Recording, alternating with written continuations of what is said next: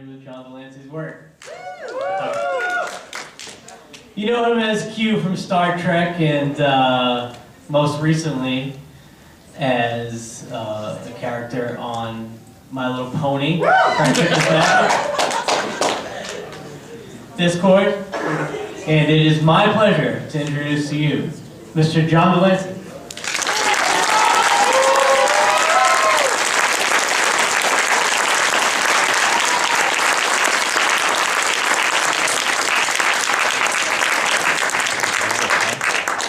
Can you all hear me? Yes. What? All right, let me tell you a little bit of what I've been up to. I just finished a series of concerts in Princeton and in Philadelphia. I do a lot of concert work. I've written a lot of shows for symphony orchestras. It's one of my passions, and I've been doing that for years. I just came from editing yesterday the documentary that we're doing for My Little Pony. And I'll tell you how I got involved in that. For those of you who are going to ask me a question like, is Star Trek coming, or is Q coming back to Star Trek? The answer is no. What else? I don't know, there seems to be a lot of other things, but what, do you have any questions? Let's get right to the questions. Yeah. You played Q and you played Eugene Bradford on Days of Our Lives. Which was the richer role to play? Eugene Bradford. Why? I had a great time. I was brought on to play. For those of you who don't know, I was brought on to play. I got a call. I had been at Universal for a couple of years, and one of the producers at Universal moved over to Days of Our Lives. And she called me up and she said, "John, we need a psychopath." and it's 1 week's work. You don't have to audition, which is a huge compliment. Okay.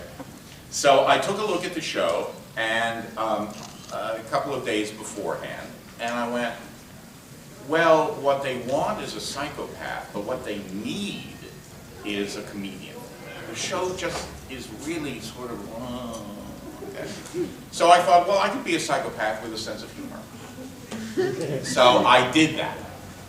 And they were not expecting it, and 5 days later when I left, walking out to the parking lot, the producer ran up to me and says, "We've got to have you, you've got to come back. You're coming back, we've got to figure out a way for you to come back." And I said, well, I am a kidnapping, I was the red herring. So they made me the worst person, you know, kidnapping, pedophile, you know, extortionist. I mean, I said, I don't know how you're going to, you painted yourself into a corner. She goes, "It's soap operas, we'll figure it out." So I came back and I did what I had been doing sort of at Juilliard and almost got thrown out for, is that I was spoofing everything.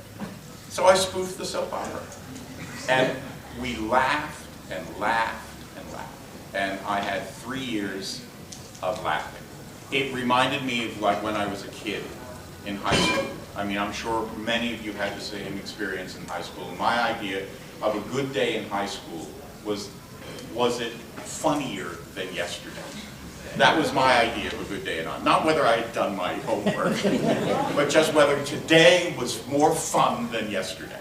So I'm being somewhat cavalier about it. Obviously, Q had more to do with my career than Days of Our Lives. But a lot of people, a lot of actors, you know, like Dustin Hoffman and people like that who do, and what's his name? In any case, a lot of actors started out on soap operas, and I in no way detract from that time. I had a wonderful time. You know what? Let's close the door so I don't end up hearing his conversation. Okay, next question. Yes. When you were cast for the part of Q in Star Trek, how much of the character had they already established that they wanted, and how much did you bring into that character when you came in for it? Did you all hear that? Oh, you did? Oh, good. Casting is really sort of an interesting thing. If everybody had the same lines, and we just went right down this line here, and all of you had to read the same thing. Very quickly, those of us who would be watching would go, oh, that's the person who's better. That's the person who's better with that material, and it's usually because they brought themselves to the role. Okay? Now, this was a role that was easy to bring myself to. You know that outfit with me in the judge's outfit? No, I just brought that from home.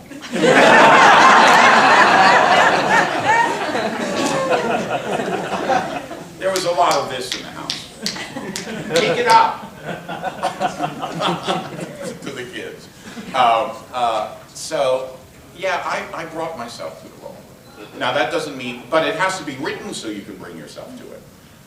And the yourself, is going to be different. I mean, if there are lots of characters that are not really great for me, but that was obviously one that was. Yes, in the back. Someone in the back. Oh.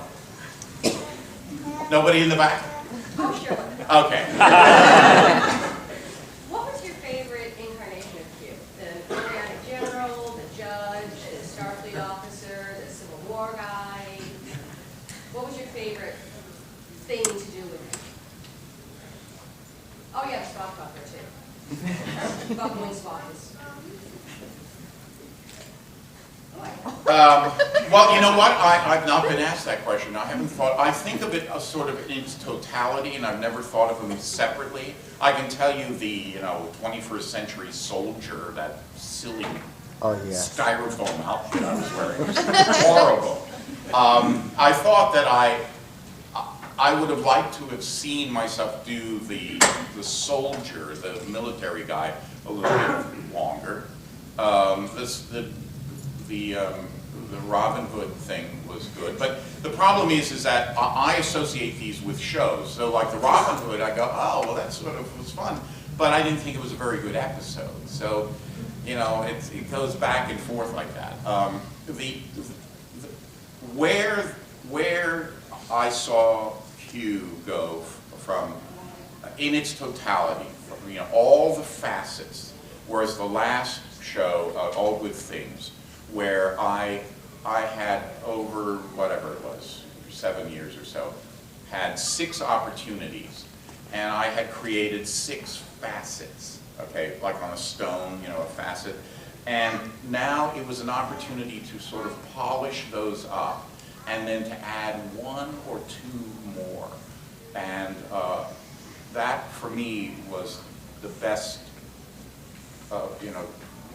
pulling together of all the episodes for me. That's my Could I question. follow Yes. up to that? Yeah. Sorry. Yeah, you've also, since we're at a comic book convention, wrote a Star Trek Next Generation manual, and also worked on developing Q more with Peter David. Is there anything you'd like to share with us about adding different facets to the character as far as those two The things thing are in which I concerned? did with Peter David, and they asked me to do the show, and then I said, and this is sort of true of all of the actors. We don't know the show nearly as well as you do. Actually, the fans know the show better than anybody. And then there's the writers, but the writers don't know all of everybody else's writing. So the fans are the one. I said I don't feel comfortable enough to write an entire story about Star Trek. I just don't know it well. But what I will do is write the inner dialogue of Q. So that was my participation in that book, which was a lot. But whether Worf did this and and the Cardassians or whatever their names are, no idea. Yes. Yeah, do you have any amusing stories from the set of Torchwood? I auditioned for Torchwood Miracle Day. I didn't know anything about it. I arrived on the set, and within an hour, I found it to be really a good, you can tell. It was a good set, people were fun. Nobody was taking themselves too seriously. I just really enjoyed the process and doing the show. I'm sorry to hear that the writer's partner is ill to the point that he's not writing anymore. I mean, the partner, the writer. But hopefully the show will be done again. I don't know. Yes, yes. Well, moving to Star Trek and My Little Pony, you played the role of Discord, and now you're getting immersed by the Brony culture. I want to ask you, who's your favorite pony?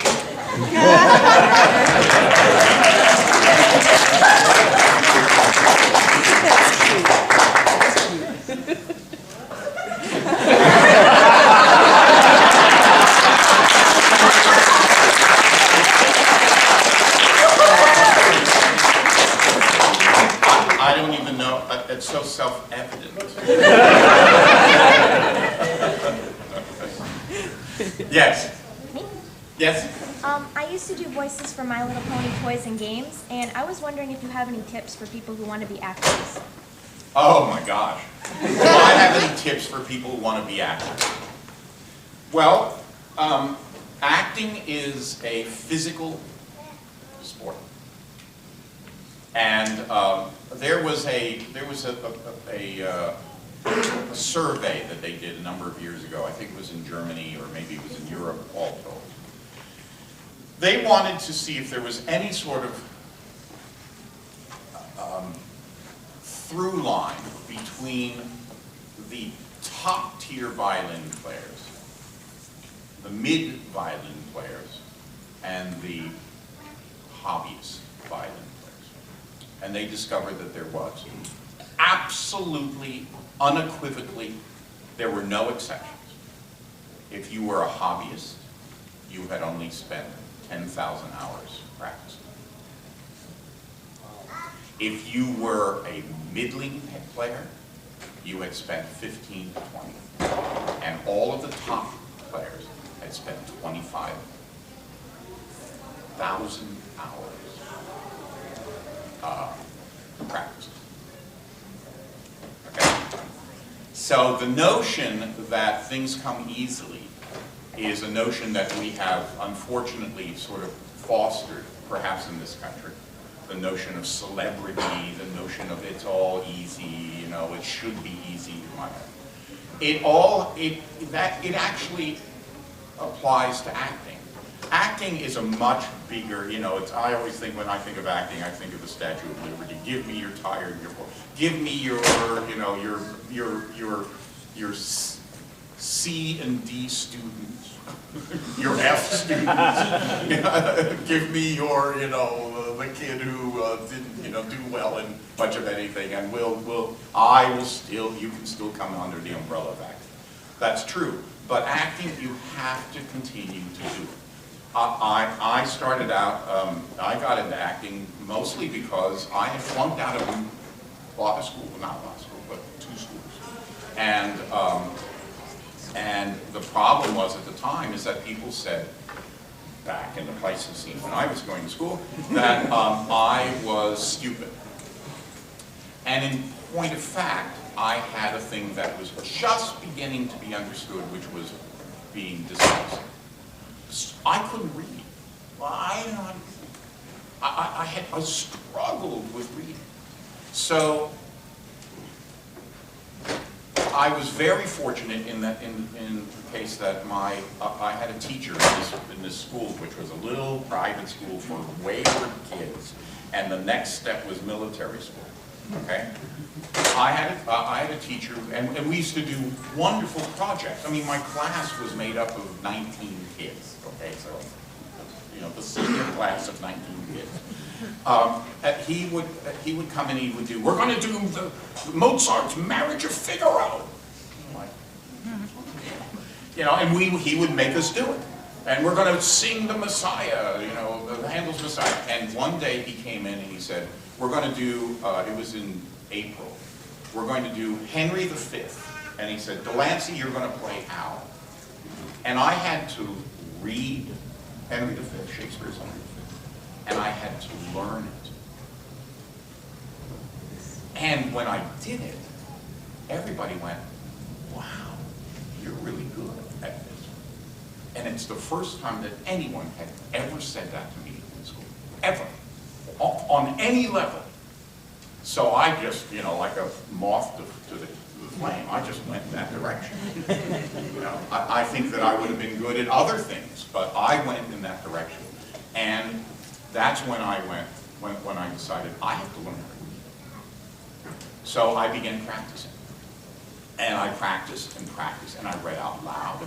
And my first girlfriends, who I'm still in touch with one of them, said, John, do you remember that you would have me sit there and you would read out loud to me? But it's practice and practice and practice and practice and practice and practice. And if you're not acting, you know, when I used to teach acting, I used to explain to the people I was teaching, I said, acting is taking material, you know, putting it into a pretend mode with the scene work and what have you. There's an artistry and what have you. Acting is not acting out. Acting is not going to the grocery store and buying your fruits and vegetables like an actor. That's not acting. Acting is working with text and material. So, okay, next. Yes? What's your favorite color? What's my favorite comic? Color. Color? Oh, I used to hate green. I think it's because my mother used it so much. But of late, I've begun to really like it. We're redoing our house, and I'm finding myself going, we just need a real thin wash of green. I want to bring the green from the outside in. So right now green is my favorite color. Yes? I wanted to ask about when you were on Breaking Bad. What was that experience like? There are a few shows that are really good, and you know them right off the bat. And Breaking Bad is one of them. And what makes it really good, first and foremost, is the writing. Actors can only elevate themselves so far above mediocre writing. You just cannot get much further, much higher beyond that. But when you have brilliant writing, you're sort of swept away with it. You are in the stream. So it's so much easier to be good. That's one. So the writing. The second part is that the attention to detail. They will spend a great deal of time getting it right. And this reminds me of something, which is that when you see a movie that isn't quite up to speed, you have every reason to be upset with that. They have had, in most instances, months, if not years, to prep that. They've had a lot of time. Television shows do not have that kind of time. It is extraordinary, the level of production that some television shows are able to achieve. And Breaking Bad is one of them. Yes? I was just curious, aside from your own work, obviously, what kinds of TV shows or movies do you like? I'm not a big watcher of television shows or movies or anything else. Books? So what do you do? A relaxing day at home. I read a lot. I read a lot. And I listen to, I love listening to the teaching company lectures a lot. Where you can get a lecture. I love someone who's going to say, I'm going to tell you everything I know. Just get a comfortable chair. Good answer. I love that. I just love that. I love watching documentaries. And my biggest obsession is sailing. Sailing. And but I never. Also back then, when I wasn't reading have you, they pulled the television out. My parents pulled the TV out of the house. So I didn't really grow up with the culture. I never had the culture of making a date with the television set, ever. One of the things in which I just love now, although it's going to destroy the industry, is that if something does come up, you know, one of my sons will say, you've got to watch such and such. To be able to go on Netflix or to be able to go somewhere and watch all of them in a row is just great. I don't know how they're going to pay for television shows that way. I mean, the only model that we really have is either, you know, pay-per-view or commercials. So, and I don't ever watch commercial television, ever. But I never did. Yes, yes. Now I know that if I had to go to work with my mother, as much as I love her, I'd probably kill her in about the first 2 hours. So when you got to work with your son on Voyager, what was that like for you? Well, that's sort of an interesting question, because an actor, going back to being an actor and what have you, actors, especially actors who come out of the theater, know that there's a responsibility beyond themselves. The show must go on, period. So you let that happen. You do everything you can to lean into the scene, lean into the show, just to make that happen. But you do it in such a way that you don't give up your own sort of integrity. And I don't mean integrity like moral integrity, but the integrity of the character you're playing or what have you. So if I were on a show, I mean, I'm always on a show where it's somebody else. And while, you know, I might see them struggling or you know, something's going on. And while I'm empathetic about it, I still don't give up my end of it, okay? Because I can't. I have to perform my part as well. With my son, it was a different experience because I wanted so much for him to have a good time. There's a lot of pressure. He started out like a little like, ooh, like that, which we all feel that way. I mean, those of us who've been doing it. And then he really grew into it. And, I mean, I was, but I was giving up my performance for him. At least that's how I felt. You know, I wasn't drawing power in this way. I was letting it go. I was always like that. So that was the distinction. That was what was going on with playing with my son. Yes, yes. Why do you think Star Trek is staying around for so long when a lot of other TV show series disappeared? Wonderful question. Why do I think Star Trek has stuck around so long while other television series have disappeared? I just was asked to write the foreword, actually, to a new, wonderful dictionary for Star Trek. I think that Star Trek, I think that Gene Roddenberry created a show. He had no idea that this would be taking place 25, 35 years ago.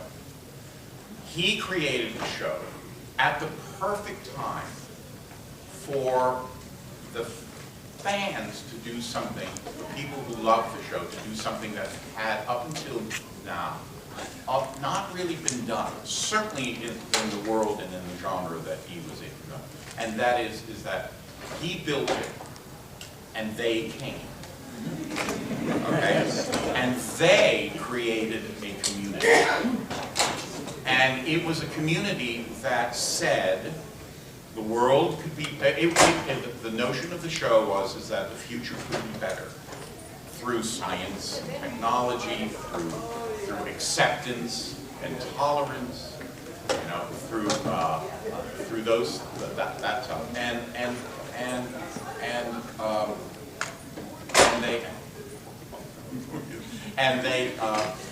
and the community took that and really ran with it. And now what I see is that I see somebody your age, and your mom and dad, who probably introduced you to this. And then their parents, who very well might have introduced them. So I'm now seeing 3 generations who can sit there and watch a show, and all 3 get something different out of it, and yet be able to communicate this way, which is really quite extraordinary. Yes? You've done a lot of guest appearances in one single and multiple episodes on other series. Is there some series that you would want to have a permanent character, or are you just done with television in general? Am I done with television in general, and are there other things I'd like to do?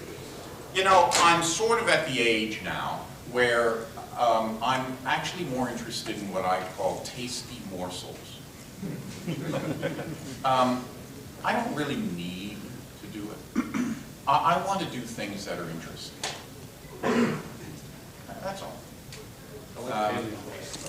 What's that? I like the alien voices. Alien Voices is a great example. Leonard and I did that. Leonard Nimoy and I had a company called Alien Voices. We did that for 4 years. We did that. We had a wonderful time creating those shows. And then we got into having to sell the show.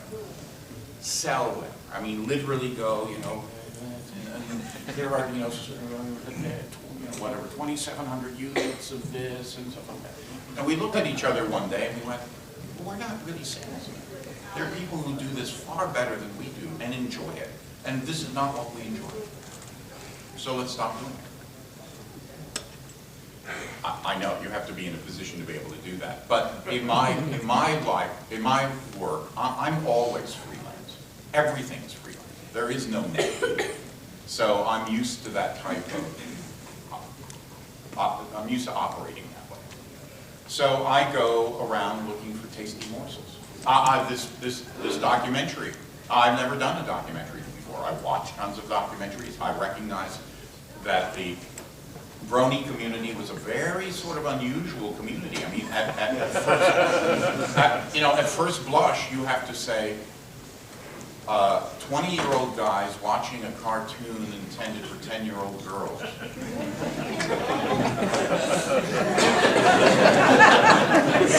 What is that about? But you have to go one step beyond that and look into it and realize, actually coming back a little bit to your question, is that they live in a society now where what is there for 20-year-old guys who are not going, who don't actually want to play shoot 'em up games on video, or all of the other, you know, pretty violent stuff that there is. I mean, what is there for those little geeky, little nerdy, which I consider myself, and frankly all of you are.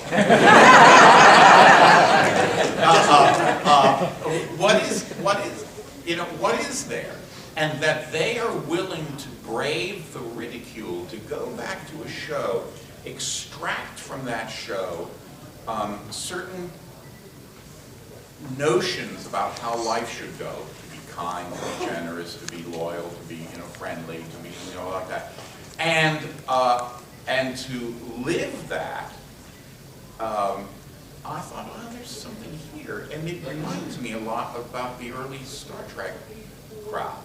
And what I love, what people don't seem to know or remember about the early Star Trek crowd, is that when Star Trek was done in '65 or whatever it was, you know, science fiction was first of all, at best it was boys' literature, and usually it was considered as pulp trash. Okay, but the world was looking for a new canvas. Westerns were. That canvas had been, the story of, you know, human relationships had been told on that canvas so much that the world was looking for a new canvas, and in plops this thing. Well, when the show ended, it wasn't guys who brought it back. It was women who brought it back. who got together in, you know, dare I say, coffee clutches, and then, you know, restaurants, and then, you know, living rooms, and said, well, we've got to see more, we've got to see more. And they're the ones who created the writing campaign that brought it back. Well, I thought, well, this is interesting, because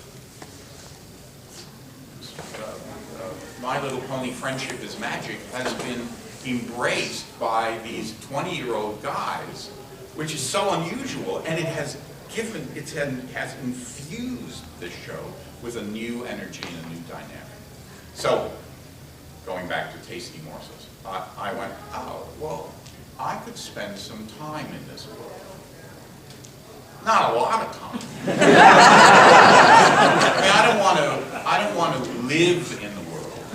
I don't want to be eating this for years. But I could spend 6 months in this world and do something which I think the documentary that we created is going to really give them space and give them, and it affirms what they're doing. And then that'll be it, and I'll look for something. Yeah? Yeah, I was just wondering, when you shot the episode Q Who, where the Borg were introduced, did you know that your character Q was introducing the Borg, and they were going to be this massive kind of parkish character? I know all.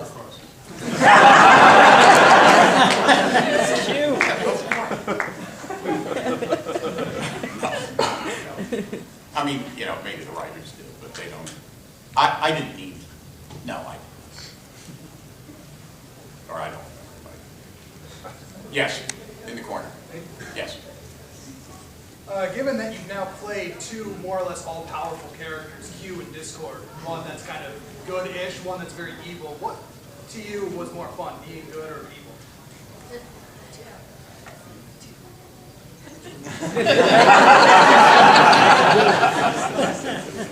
The reason that the characters that I play, and I have played a lot of characters who are not, you know, so nice, is that I don't play them either as good or evil. All right? I don't think even people as monstrous as Hitler looked in the mirror in the morning and said, "How evil can I be today?" He thought he was doing good.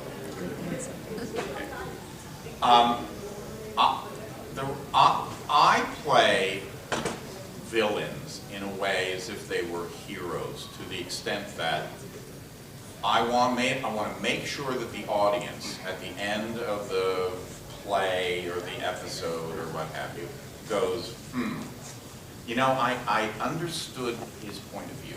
I didn't understand. I didn't agree with the way in which he did it or he behaved or what have you, but I do understand his point of view. And I think that that's important in terms of giving any of these characters depth. So I don't approach them from good or evil. I just approach them from, I try to fracture and make them, you know, have more resonance. Yes. Yeah. I was wondering, when you worked with Richard D. Anderson years ago, a little louder. The disaster of Legend, when all the sets burned down, where do you think that show would have ended up in? Where do I think Legend would have ended up? What's that? Where do you think it would have gone? Yeah, okay. I did a show called Legend, and probably most of you didn't see it. It was really a wonderfully written show. And it was sort of one of the first steampunk shows that there was. And I played a character called Bartok. But Bartok was very closely aligned to Tesla, Nicholas Tesla. And the person who wrote that show was Michael Piller, who wrote Star Trek. It was smart. It was a really great show. Unfortunately, it was given to a new network, UPN, not to be confused with UPS or something like that. And what happens oftentimes when a new head of a studio comes in they will simply get rid of all the shows that they have and bring in all the shows that they want. Well, that took place with us. They did not have the clout back then, UPN, to be able to say, this is a show that's on at whatever, 9 o'clock at night every Tuesday. It was on at 2 in the morning, 8 o'clock in the morning. You know, the affiliates were just putting it on. So it didn't last. And it was really well reviewed. The fans who saw it loved it. And we were really blindsided when they canceled it. So I think it would have been a very successful show, but it couldn't live under those sort of in that environment. Yes. The chemistry you had with Patrick Stewart was really quite rare, I think. Was that something which you two saw coming, and when you see him now, you still think that connection? You still feel that? The chemistry I had with Patrick was, what did you say? Was rare. Rare? I don't know. Well, okay. I think it was one of the best. Yeah. You know, the two of us, the reason that in TNG, the reason that worked well is that it was clearly two A-types who were going against each other. One of the reasons that I don't think that Q and Janeway worked as well, even though I'm very friendly with Kate, is because they were so concerned that there might be some sort of, she might exude some sort of romantic interest. So here with Patrick, it was clearly who's on top, who's going to win. And both of us had the verbal skill above and beyond just what was written, but also to be able to deliver it, that we were able to use that. And so, yes, it was a good relationship in that respect. Very good. Yes? What is Discord's backstory? What is Discord's backstory? Yeah. I don't know. I don't know. I mean, my experience with Discord is sort of an unusual one, and that is that I got a call, and they said, there's an offer for you to go and do My Little Pony. Are you interested? What is My Little Pony? It's a cartoon. Well, send me the material. And in reading the material, I went, oh, wow, this is very well written. And for me, that's, the person who's asking about that, that's all I need. Well written, right? I can do something with this. You know, there was an audition that they wanted me to go to tomorrow, Monday, and they sent me the material. It was very well written. I said no. So that's how it works. I did it. I prepared it. And then I forgot about it. I spent probably about 2 hours the night before. I spent probably 2 hours in the recordings booth, and then I forgot it.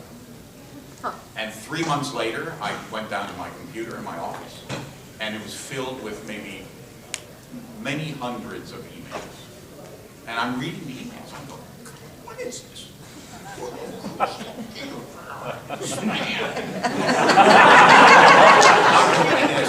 going, My Little Pony, My Little Pony. So I called up to my wife and I said, what do you know about My Little Pony?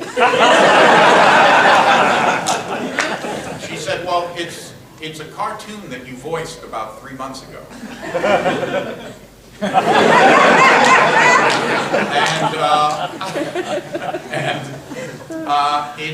It's a cartoon for little girls. I said, well, it isn't little girls who are writing me.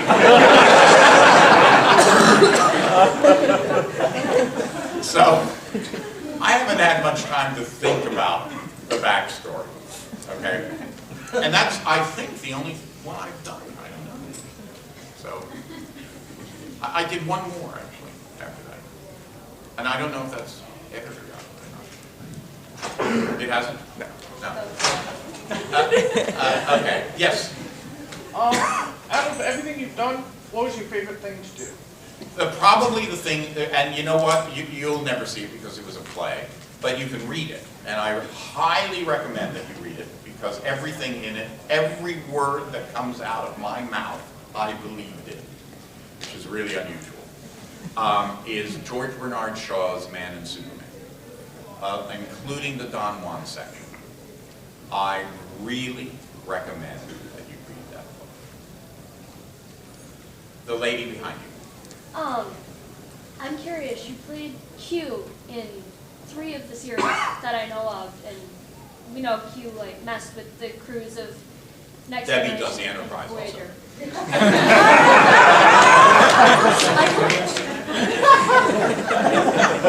Oh yes, it did. Okay. It's not 11 at night, it's 11.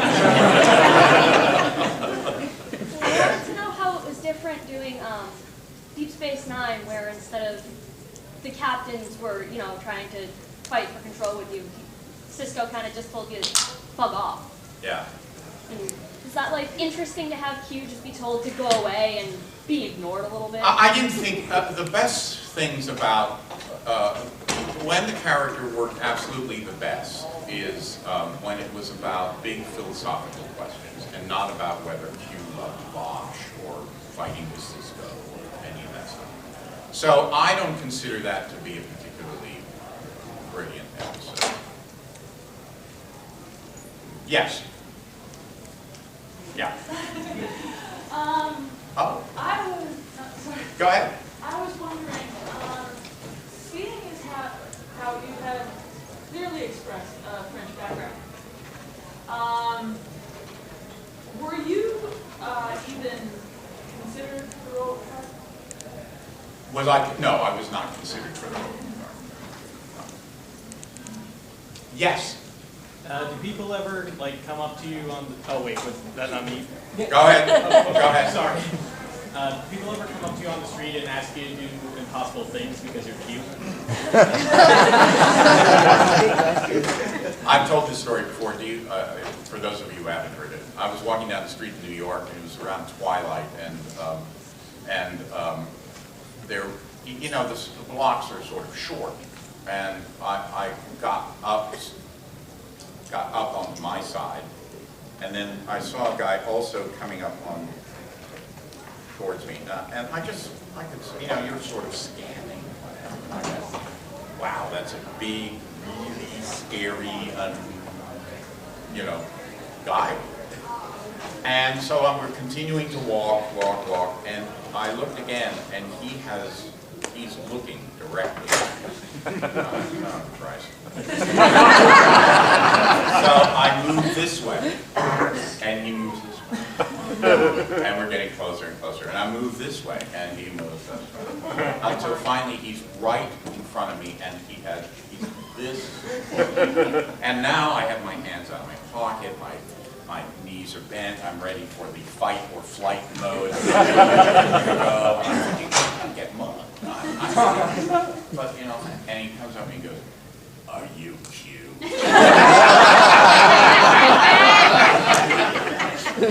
said, yeah. "Can you bring people back from the dead?" I said, "Only people I love." Cool. So I have had some unusual. Okay, somebody who did, yes, whoever it was who was, yeah. I heard that you played Agent Darkwood on Invader Zim, and I heard also that Invader Zim is very likely to return due to the campaign Operation Head Visions. Can you talk about your experience on the show, and would you return to it? You were Darkwood? That's what I was going to say.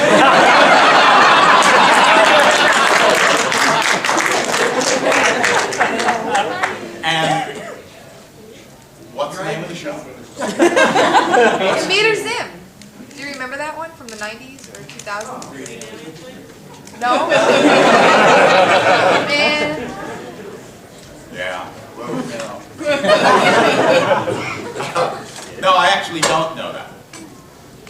know, the deal is this. I want to be minimizing this stuff. But when you spend a lot of time on something, you tend to remember it. When it goes by in about 2 hours in, what, 1990? 99, 2001. Okay. I don't know. Honestly, I don't remember. So the answer to you is yes, absolutely, I will be coming back. I'm a huge fan of the show. All of the episodes.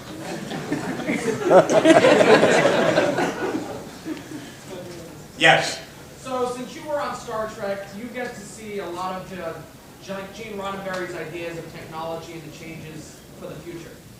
What's your opinion on the fact that I have a phone here that can do exactly what a Star Trek pad used to do back in the day? Yeah. Or the fact that a flip phone from a communicator or something like that. What's your opinion on that?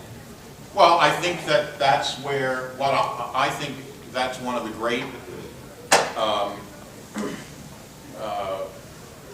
lures to me of science fiction, and that is that that you can dream it, and if you can dream it, there's a possibility that you will one day be able to make it or have it happen. I mean, that's what I love. My first book, actually the first book I read, was Mysterious Island. I think I was about 12. It was the first book that I was able to get completely through, and it informed me in a way that's still to this day important.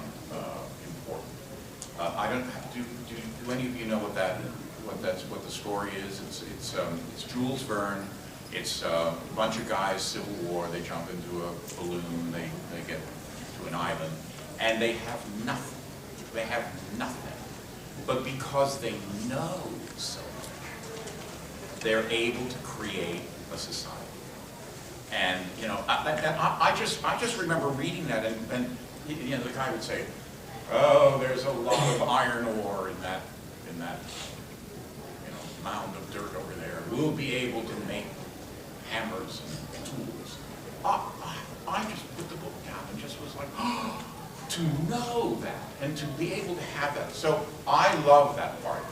I love the fact that you could go, you know, in a TV show, you know, you could go, but I mean, you know, oh well, you know, you've got high cholesterol. One of these days, maybe I won't be alive, but one of these days, that's going to happen. Oh yeah, you have to. So I love that. So I'm delighted. Have I answered your question? It's the part that I heard.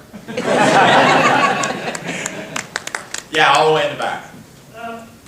What do you think about the new Star Trek movies, the J.J. Abrams? I think they were great, or they are. It was great, and the new one will probably be. I think it was really time to give it a new style and what have you. You know, it was time to move out of the teleplay and into the movie. I mean, and there's a big difference. You know, a lot of chit-chatting, teleplay, and more movie style. So I think it's terrific.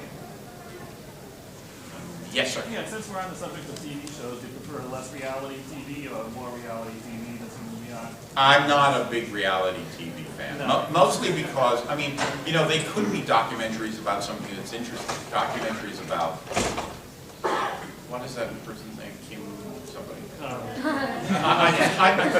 couldn't care less about that stuff. It's sort of voyeurism, and I just don't care about it. Yeah, they seem to forget about the facts which matter. It's not good writing. Right. Yes. Yes. You say you write music, right? No, I don't write music. I write shows for, which are mostly theatrical shows for symphony orchestras. I wrote a show about Mahler and Stravinsky, and for the LA Phil, like Mahler, Stravinsky, Beethoven, Prokofiev, for the Cleveland Orchestra, a show on Mozart. I've written new Peer Gynt things, which I did at the National in Washington.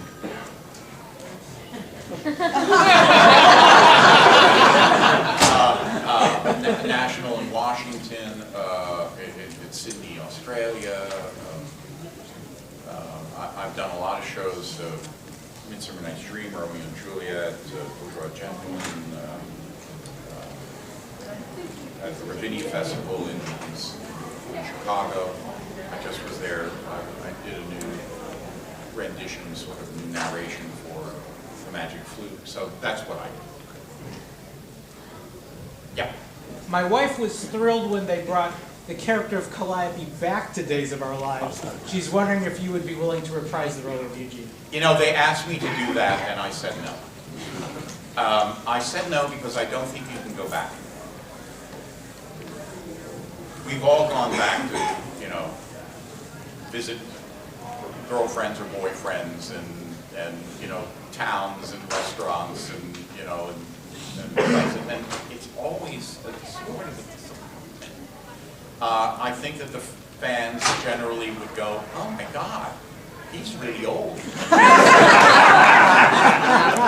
And it's been 29 years since I left that show. And what am I supposed to do? Act like Eugene? You know, it would be unseemly. Getting the robots are flashing for about one more question. Okay, all right. People who I haven't, okay, yes. When you were done on Margolis on Breaking Bad, do you have any like memories of that or like favorite part of that? Or Well, I mean, a favorite part. It was a show about. I was the father of a daughter who was a drug addict. Favorite part?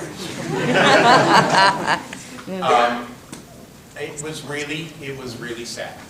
It was really sad. Now, there's a technical issue, and that is that how do you maintain that level of involvement?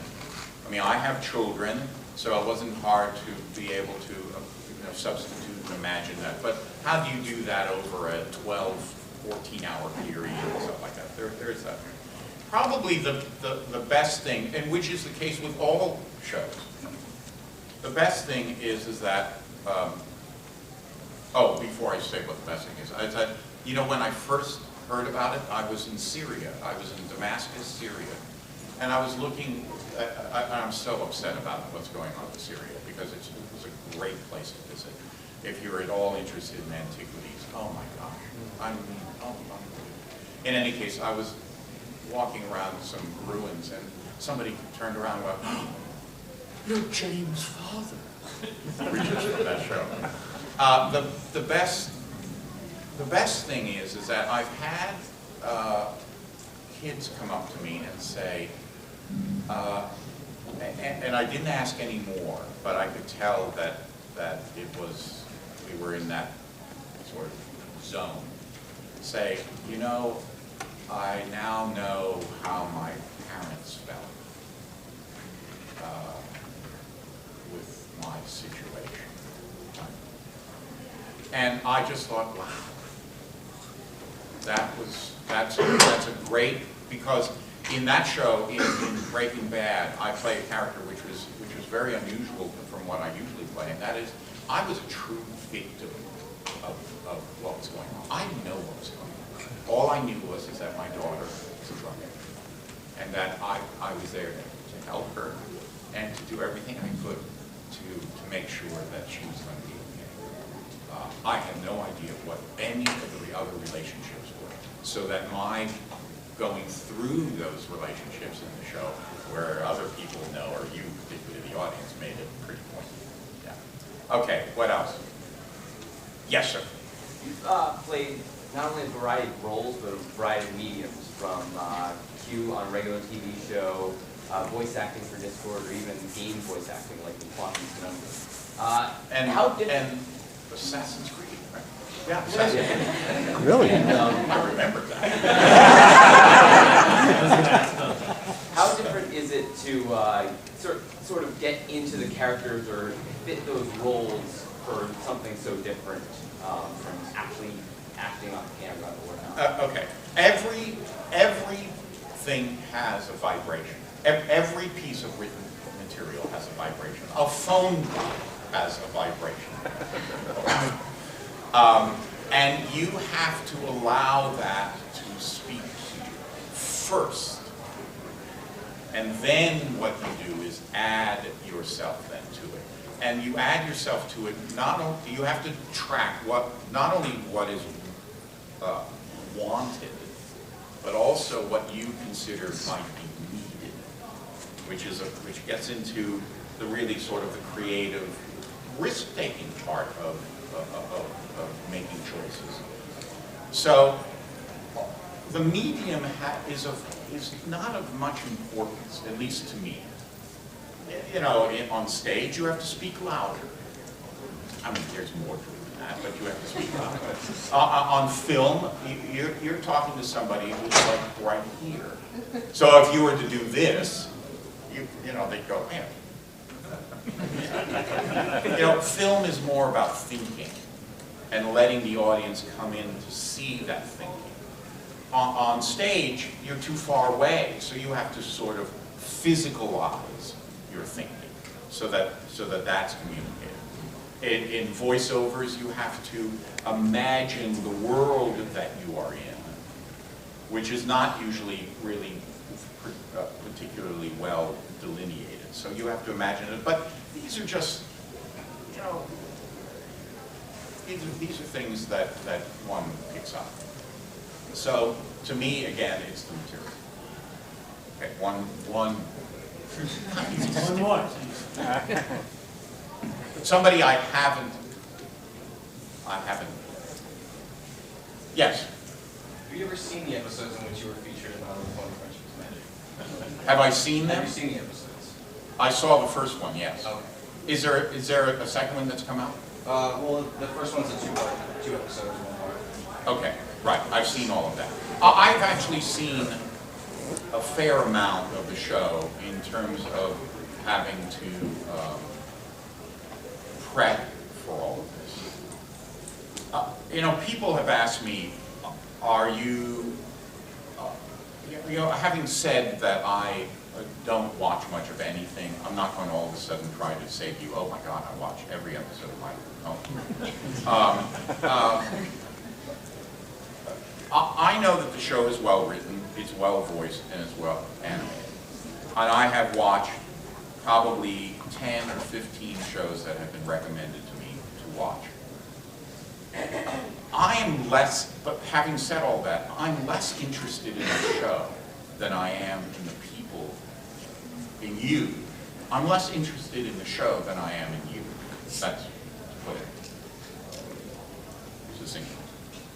And why you're interested, and what this means to you. And that's what I know that this documentary is going to be able to articulate in a really nice way.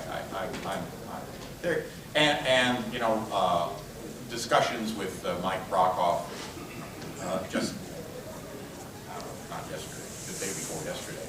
He goes, well, what about this and what about that? And you know, because we had brought it down from like 2 hours to 90 minutes, and I just said, look, 90 minutes is about as much as most audiences are going to be willing to take. We will never tell the whole story. We just can't.